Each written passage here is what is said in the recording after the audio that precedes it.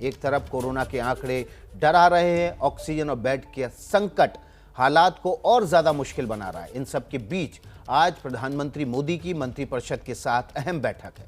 इस बैठक में कोरोना संकट से निपटने के लिए कोई बड़ा फैसला लिया जा सकता है। हम दो खबरें आपको इस वक्त दिखा रहे हैं। ये दो तस्वीरें, कोरोना का नया रिकॉर्ड बना, 3,86,000 मरीज पिछले 24 घंटे के दौरान आए और इस संक्रमण पर बड़ी बैठक आज प्रधानमंत्री नरेंद्र मोदी ने सुबह 11 बजे बुलाई है।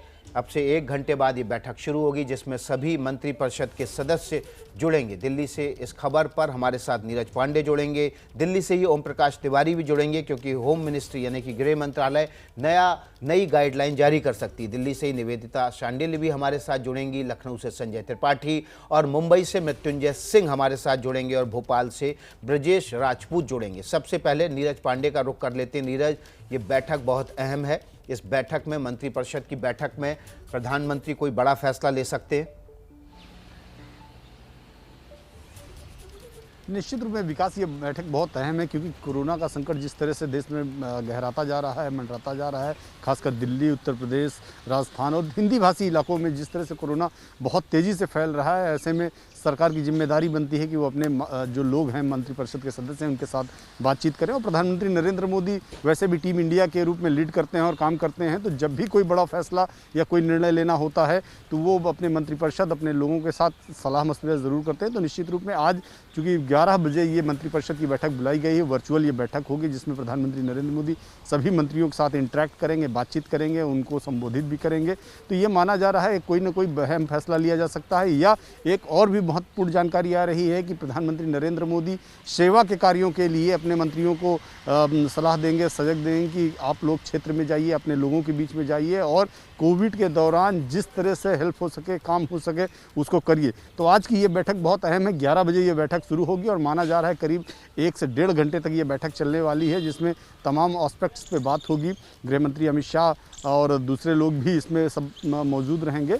तो आज ये बैठक अहम मानी जा रही है। विकास जी, हमारे साथ ओम प्रकाश तिवारी भी जुड़े हुए हैं दिल्ली से। ओम प्रकाश तिवारी, कल आपने खबर दी थी कि इस बैठक के बाद गृह मंत्रालय नई गाइडलाइंस कोरोना की जारी कर सकता है। इन गाइडलाइंस में पिछली गाइडलाइंस के मुकाबले क्या बदलाव हो सकता है? देखिए विकास, मैं आपको बता दूं कि जो परिपाटी है काउंसिल ऑफ मिनिस्टर्स की बैठक की, ये सबसे पहले मोदी सरकार ने ही शुरू की थी और उसी परिपाटी के तहत आज ये बैठक ली जा रही है। इस बैठक में प्रधानमंत्री नरेंद्र मोदी अपने सारे कैबिनेट मिनिस्टर्स और मिनिस्टर ऑफ स्टेट्स, चाहे उनके पास इंडिपेंडेंट चार्ज है या इंडिपेंडेंट चार्ज नहीं है, उन सभी से उनके इलाकों का और उनके मंत्रालयों का फीडबैक लेंगे। इस फीडबैक के आधार पर एक रूपरेखा तैयार की जाएगी। इस बैठक में सूत्रों के मुताबिक इस बैठक में वैक्सीनेशन पर भी चर्चा होने की संभावना है क्योंकि कल से वैक्सीनेशन का सबसे बड़ा अभियान शुरू होने जा रहा है। लिहाजा प्रधानमंत्री उसके पहले अपने काउंसिल्स ऑफ मिनिस्टर के साथ बैठकर उन तमाम बिंदुओं पर सिलसिलेवार तरीके से चर्चा करेंगे, चाहे वो कोरोना में सामने आने वाली समस्याएं हो, ऑक्सीजन की समस्या हो, देश के विभिन्न जिलों में जो परसेंटेज है कई जिलों में लगातार तेजी से रहा है उसकी समस्या हो, या फिर वैक्सीनेशन में जो राज्यों के ने अपनी अपनी परेशानियां बताई हैं उनसे रिलेटेड हो। अपने पूरे मिनिस्टर ऑफ काउंसिल के साथ जो है विकास, प्रधानमंत्री फीडबैक लेंगे और फीडबैक के बाद एक नियम, फीडबैक के बाद एक पूरा कानून, मतलब एक तरह से आप ये कह लीजिए कि पूरी रूपरेखा तैयार की जाएगी और उस रूपरेखा के आधार पर उसका अवलोकन करने के बाद केंद्रीय गृह मंत्रालय उसमें कुछ नई गाइडलाइंस भी जारी कर सकता है। विकास जी, ओम प्रकाश तिवारी, ऐसा भी कहा जा रहा था कि देश भर के जो ऐसे जिले हैं जहां पर संक्रमण की दर बहुत ज़्यादा है, 30% से ज़्यादा है, उन जिलों में लॉकडाउन लगाया जा सकता है राज्यों के साथ सलाह मशवरा करके। क्या इस पर भी आज मंत्रिपरिषद में चर्चा होगी और उन जिलों को आइडेंटिफाई करने की बात रखी जाएगी? बिल्कुल विकास, मैं आपको बता दूं, परसों केंद्रीय गृह मंत्री ने जो बैठक ली थी ग्रुप ऑफ मिनिस्टर्स की, उसमें भी ये मुद्दा सामने आया था और आज की बैठक में भी ये प्रमुख मुद्दा होगा कि देश के वो कौन से जिले हैं या कौन से शहर हैं जहां पर 60% से ज़्यादा बेड ऑक्युपाइड हो चुके हैं या फिर जहां पर परसेंटेज दर 10% और उससे ज़्यादा है। उन तमाम जिलों को चिन्हित करने का काम केंद्रीय स्वास्थ्य मंत्रालय को कहा गया था। संभवतः केंद्रीय स्वास्थ्य मंत्रालय आज इस मामले में अपना एक प्रेजेंटेशन भी पेश करेगा। दूसरी अहम बात यह है कि डॉक्टर वी के पाल भी इस बैठक में मौजूद रहेंगे, जो नीति आयोग की तरफ से इस पूरे मामले पर अपना पक्ष रखेंगे। और इस मामले में सबसे बड़ी अहम बात है कि जो भी इलाके या जिले आइडेंटिफाइड होंगे उसमें उन राज्य सरकारों को भी इस बैठक के होने के बाद, जैसा कि मैंने कहा कि बैठक में जो भी पॉइंट सामने आएंगे उनके आकलन के बाद केंद्रीय गृह मंत्रालय इस मामले में उन राज्यों को भी गाइडलाइन दे सकता है या उन्हें सलाह दे सकता है कि वो अपने राज्यों में या अपने जिलों में इस तरह की कार्रवाई कर सकते हैं। विकास जी, ओम प्रकाश तिवारी हम जानकारी दे रहे हैं कि आज स्वास्थ्य मंत्रालय अपनी तरफ से राज्यों के साथ हुई बातचीत के ब्यौरा भी रखेगा और ऐसे ज़िले जहां पर 60% से ज़्यादा बेड ऑक्यूपाई हो चुके हैं कोरोना के मरीजों द्वारा, उस पर भी निर्णय लिया जा सकता है। निवेदिता शांडिल हमारे साथ दिल्ली से बनी हुई है। निवेदिता, दिल्ली वो जगह है जहां पर 60% से ज़्यादा जो बेड हैं वो ऑक्यूपाई हो चुके हैं कोरोना के मरीजों के, अब ऑक्सीजन बेड तो बचे ही नहीं हैं। क्या दिल्ली पर कोई अहम फैसला हो सकता है?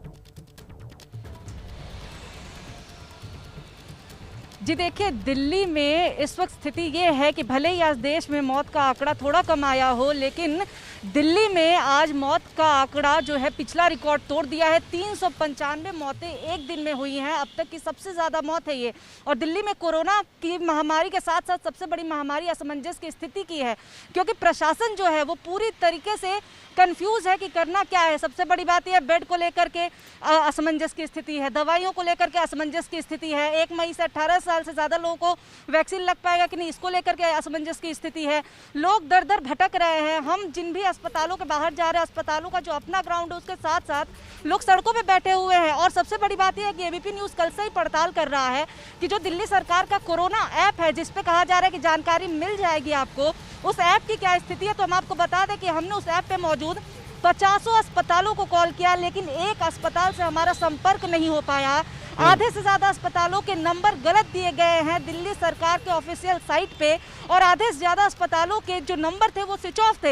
यानी कि बिल्कुल निवेदिता, यही वजह है कि आम आदमी पार्टी के विधायक शोएब इकबाल ने एक तरह से साफ कर दिया कि अब दिल्ली, उन्होंने मांग कर दी कि दिल्ली में राष्ट्रपति शासन लगा दिया जाए। आप बने रहिए हमारे साथ, सीधे मृत्युंजय सिंह का रुख कर लेते हैं, मुंबई से हमारे साथ बने हुए हैं। मृत्युंजय, सबसे ज़्यादा हालात खराब महाराष्ट्र में ही है, आज की क्या स्थिति है और वैक्सीनेशन को लेकर अब क्या हालात हैं? क्योंकि रोज़ लंबी कतारें लग रही थी, भीड़ जुट रही थी और सोशल डिस्टेंसिंग की आप हमने देखा तस्वीरों में कोई सोशल डिस्टेंसिंग का पालन नहीं हो रहा था। निश्चित तौर पर विकास, महाराष्ट्र की अगर हम बात करें, मुंबई की बात करें तो मुंबई और महाराष्ट्र में आंकड़े सबसे ज़्यादा पूरे देश भर में महाराष्ट्र राज्य से आ रहे हैं। मुंबई में आंकड़े कुछ आंशिक तौर पर ज़रूर कम हुए हैं, लेकिन लोगों की शिकायतें यही हैं कि उन्हें भी bed, ventilator bed, oxygen bed नहीं मिल रहे हैं। दवाइयाँ रेमडेसिविर जैसी दवाइयों के लिए भागदौड़ करनी पड़ रही है और आसान नहीं मिल रहे हैं। और वैक्सीनेशन की बात करें तो अगले 3 दिनों तक वैक्सीनेशन बंद कर दिया गया है। ये देखिए, महाराष्ट्र का सबसे बड़ा vaccination centre BKC jumbo vaccination centre, और यहाँ पर बोर्ड लगा दिया गया है कि अगले 3 दिनों तक यानी 2 मई तक वैक्सीनेशन नहीं होगा। अब उसकी वजह हम आपको बता देते हैं। बुधवार के दिन मुंबई में 76,000 डोज आए थे, कल शाम तक 20,000 डोज बचे हुए थे। अगर 20,000 डोज का वैक्सीनेशन होता तो हम जिस तरह से भीड़ देख रहे थे, जो भीड़ लंबी कतारों में उमड़ रही थी, आज फिर उमड़ती, इस वजह से वैक्सीनेशन बंद कर दिया गया है। आपको बता दें कि 45 साल से अधिक आयु वर्ग के लोगों में 12% लोग ही ऐसे हैं जिनको दोनों डोज लग चुके हैं। और आपको बता दें कि कल से पूरे देश भर में 18 साल से अधिक आयु वर्ग के लोगों को वैक्सीन लगेगा, लेकिन महाराष्ट्र में ये तारीख बढ़ा दी गई है, 15 मई कर दी गई है।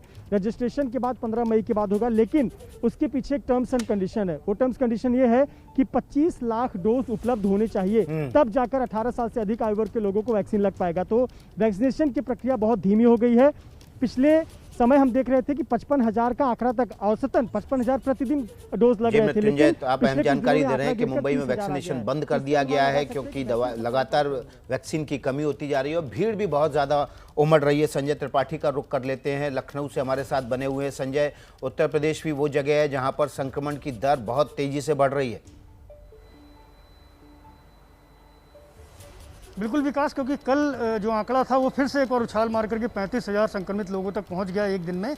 और थोड़ा सा इसमें यही बताना चाहूँगा कि 25,000 लोग ठीक भी हुए हैं कोरोना संक्रमण के बीच से, तो कहीं ना कहीं थोड़ा एक राहत वाली खबर है। और सबसे बड़ी जो अच्छी खबर है उत्तर प्रदेश की वो ये है कि उत्तर प्रदेश के मुख्यमंत्री योगी आदित्यनाथ, जो पिछले कई दिनों से कोरोना संक्रमण से जूझ रहे थे, आज वो संक्रमण मुक्त हो गए हैं। उन्होंने ट्वीट करके ये जानकारी दी।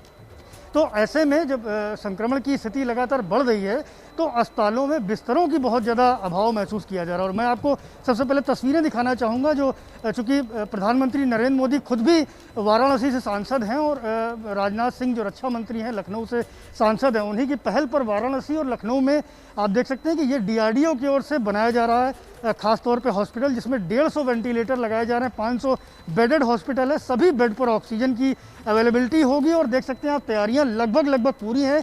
किसी भी क्षण ये कोविड मरीजों को भर्ती करने का काम यहाँ पर शुरू हो जाएगा। और देख सकते हैं कि आर्मी के अधिकारी लगातार निरीक्षण कर रहे हैं। मैं अपने कैमरामैन फैसल से कहूँगा जरा इस तरफ की तस्वीरें भी दिखाएं।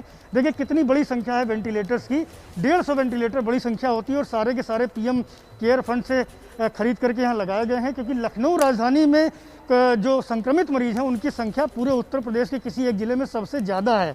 ऐसे में अस्पतालों की और ख़ासकर गंभीर मरीजों के उपचार के लिए बहुत ज़्यादा ज़रूरत पड़ रही है बेड की, और वो बेड उपलब्ध नहीं हो पा रहे हैं। तो ऐसे में ये DRDO का जो हॉस्पिटल लखनऊ और वाराणसी में स्थापित किया जा रहा है, ये कहीं ना कहीं उत्तर प्रदेश के लिए बड़ी राहत होगी। DRDO का ये 500 बिस्तरों का ये अस्पताल जिसमें वेंटिलेटर ऑक्सीजन उपलब्ध है वो शुरू हो जाएगा। बहुत बहुत शुक्रिया संजय त्रिपाठी आपका। ब्रजेश राजपूत का रुख कर लेते हैं, भोपाल से हमारे साथ बने हुए हैं। ब्रजेश, कल हमने देखा था चिकित्सा शिक्षा मंत्री ने दावा किया था कि 1 तारीख से वैक्सीनेशन शुरू होगा, लेकिन शाम होते होते शिवराज सिंह चौहान ने कहा कि वैक्सीनेशन शुरू नहीं हो पाएगा।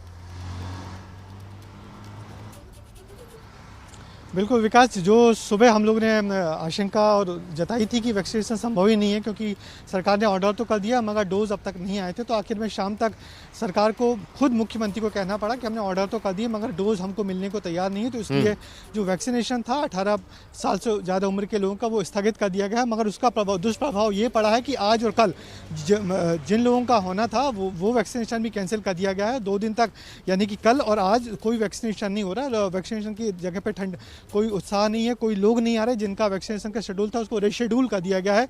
दूसरी बड़ी बात यह है कि अच्छी बात जो आ रही है कि मध्य प्रदेश में जो संक्रमण की गति है वो थोड़ी कम हुई है, इससे सरकार राहत की सांस ले सकती है।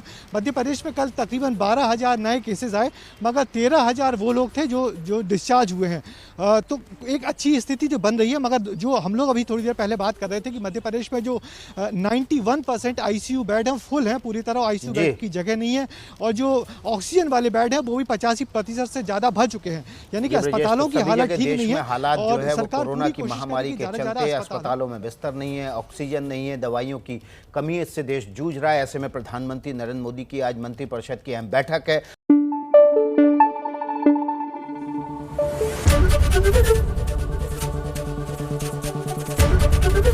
ABP न्यूज़ आपको रखे आगे।